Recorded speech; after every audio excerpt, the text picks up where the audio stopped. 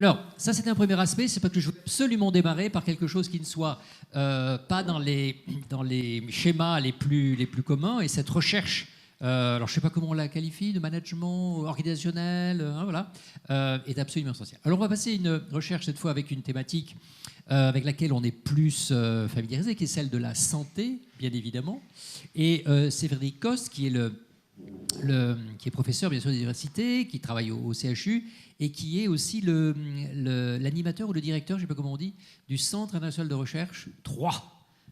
C'est ça? Oui, merci. CIR3. Je suis animateur et bientôt directeur. Parfait. Vous voyez, donc j'avais utilisé les mots qu'il fallait.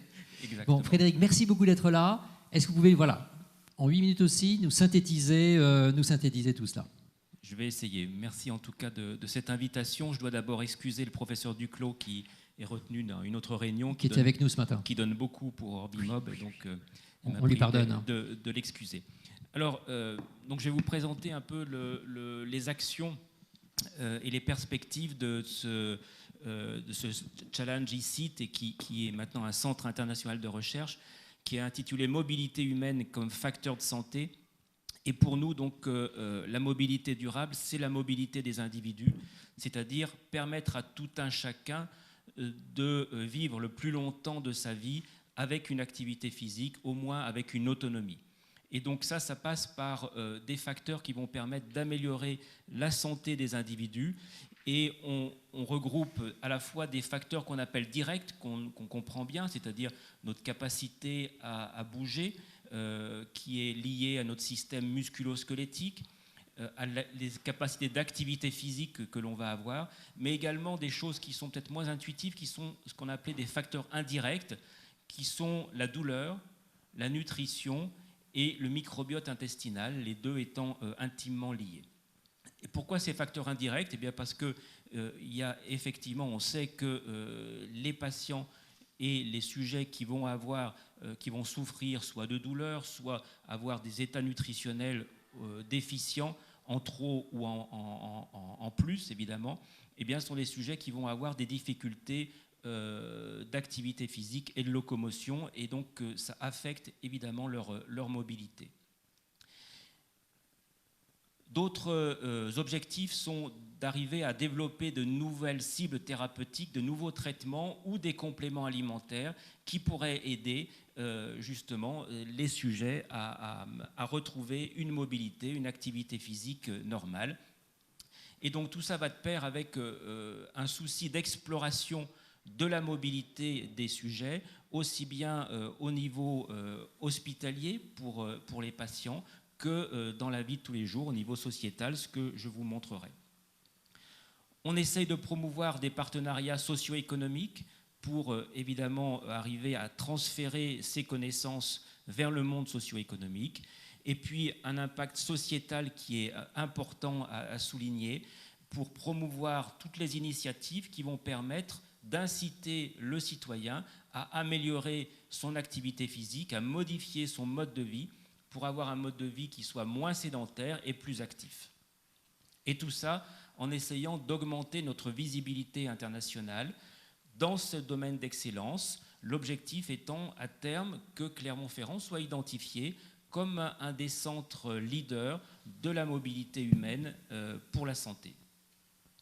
Alors nos actions, elles vont s'orienter sur ce cercle qu'on espère vertueux entre la recherche, le transfert de technologie avec les collaborations industrielles, le soin aux patients, l'aspect sociétal et l'éducation, et je vous montrerai comment on essaye d'arriver à tous ces objectifs, avec un effet d'entraînement qui est d'essayer de modifier la recherche, pas modifier complètement, mais d'inciter de plus en plus de chercheurs des équipes concernées à s'intéresser à la mobilité humaine, parfois pour des chercheurs qui avaient des préoccupations beaucoup plus fondamentales, et donc en suscitant des collaborations interdisciplinaires et internationales. Donc notre action depuis 4 ans, elle a permis de soutenir un certain nombre de projets, voilà le détail peu importe, des bourses doctorales essentiellement, des bourses postdoctorales, et on a pu soutenir comme ça 42 projets, dont 70% avaient des partenariats internationaux déjà. Et ça aboutit à 13 brevets et 5 startups qui ont été créées. Et effectivement, avec des collaborations avec d'autres axes du programme ICIT, le programme Instrument et puis le programme Politique des talents, puisqu'on a pu faire venir à Clermont-Ferrand ce qu'on appelle une Young Group Leader, donc une chercheuse qui est venue de Boston, de Harvard, pour continuer à développer sa thématique financée par notre programme. Alors, cette représentation, elle vous montre comment les différents thèmes, les différents mots-clés de notre Centre international de recherche se sont illustrés dans les actions de recherche qui ont été soutenues. On retrouve, donc plus le rond est gros et plus ça veut dire qu'il y a eu des projets soutenus. Et vous voyez qu'on retrouve exactement les mots-clés que je vous ai dit, c'est-à-dire le muscle, que ce soit sa fonction, que ce soit son développement, la génétique musculaire, la nutrition, le microbiote, l'activité physique, en haut les maladies chroniques et la douleur, peine, et avec tous les projets qui sont des satellites. Et surtout, ce qui est intéressant dans cette représentation, c'est de voir en fonction de l'épaisseur des traits entre nos différents mots-clés, l'importance des connexions qui ont été faites. Donc on voit très bien les connexions entre nutrition et microbiote, bien sûr, entre muscles et activité physique en bleu, et entre muscles et maladies chroniques en rouge. Et évidemment entre maladies chroniques et douleurs. Et donc c'est un peu notre point d'étape, ce graphique, et qui nous permet de voir quelles sont encore les connexions qu'il faut qu'on développe pour arriver à faire vivre ces différents mots-clés au service de la mobilité humaine. Un des points forts et stratégiques dès 2017 a été la création d'une plateforme d'exploration de la mobilité humaine au niveau du CHU, en collaboration avec le Centre de lutte contre le cancer Jean Perrin et avec le CRNH Auvergne, qui a permis donc de mettre des moyens pour créer cette plateforme avec du personnel qui a été financé par le CHU.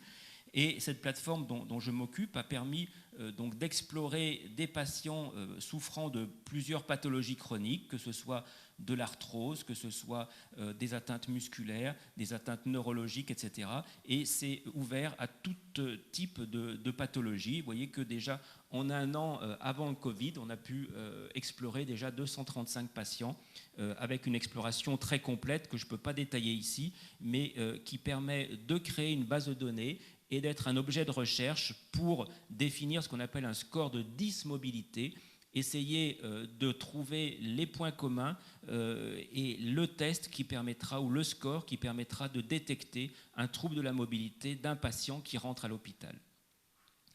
Un autre point fort a été le développement d'outils de e-santé avec ce programme IMOB, également financé par le Challenge, et qui a permis de mettre autour de la table des cliniciens, des scientifiques, soit du monde du sport, les STAPS, soit du monde vraiment de l'informatique avec le LIMOS, un industriel finlandais qui développait un capteur d'activité physique, et puis l'Institut Analgesia. Et tout ça, c'est un petit peu chargé, mais permet de créer ce qu'on appelle une boîte à outils, et qui va permettre d'arriver à avoir une signature de la sédentarité ou du manque de mobilité de patients à partir d'analyses informatiques de type deep learning, et tout ça à partir de cohortes de patients existantes qui vont être explorées. Donc tout ça est en cours de construction, et bien, je ne peux pas vous donner bien sûr de résultats, mais c'est en bonne voie.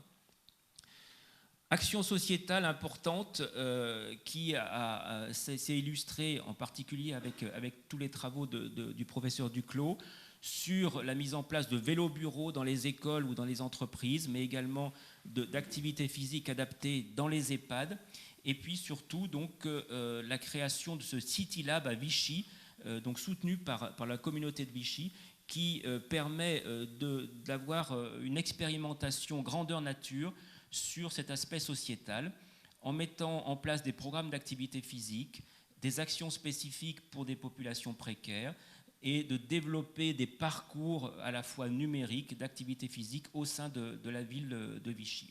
Donc là aussi, créé en février 2020, et on n'en est qu'au tout début de l'aventure, en espérant qu'il y ait beaucoup de choses qui puissent se développer et que ça devienne un modèle qui soit exportable. Éducation, donc ça a conduit à une modification de l'offre de formation, en particulier en modifiant un master qui existait déjà, qui était purement nutrition, et on l'a réorienté nutrition, santé et mobilité au sein d'une graduate track. Et donc vous voyez dans le parcours, on a une formation donc, de docteurs qui vont s'intéresser aux problèmes de la nutrition en collaboration avec la santé et la mobilité des sujets. Donc là aussi, ça a démarré cette année et bien sûr, on espère que ça va créer une communauté de chercheurs dans cette thématique.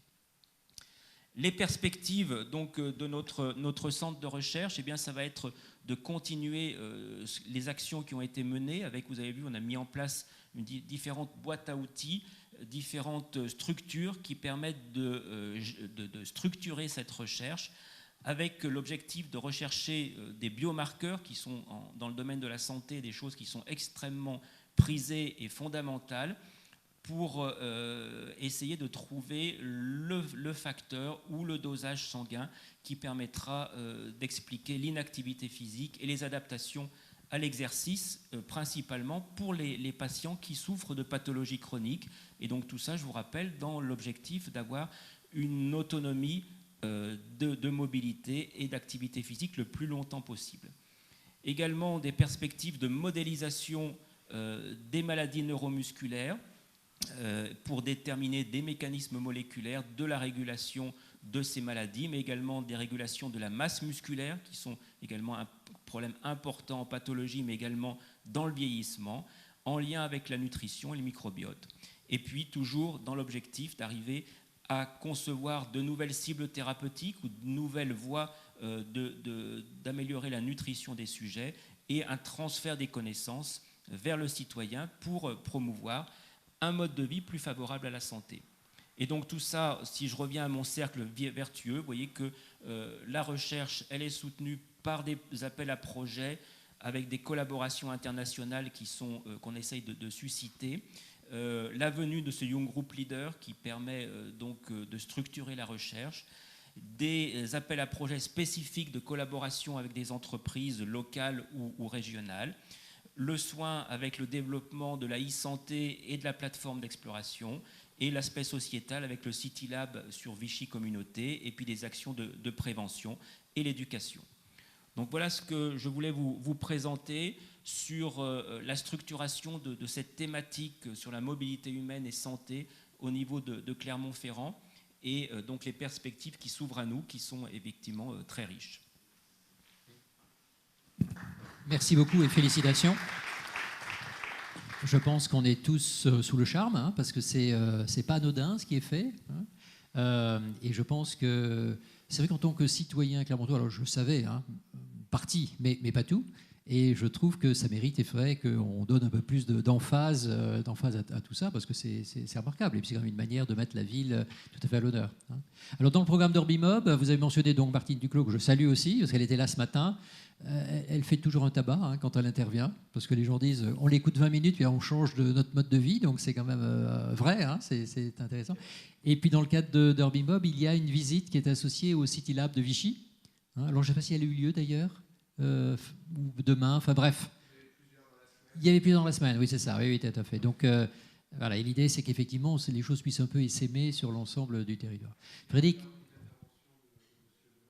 Ah oui d'accord, oui c'est ça, oui. Et puis demain, dans la journée recherche, il y aura des choses plus développées, donc faites du buzz et faites venir, parce que je pense que c'est intéressant de découvrir tout ça. Un immense merci. Voilà, et bravo hein, pour cette équipe, parce que c'est vraiment assez formidable.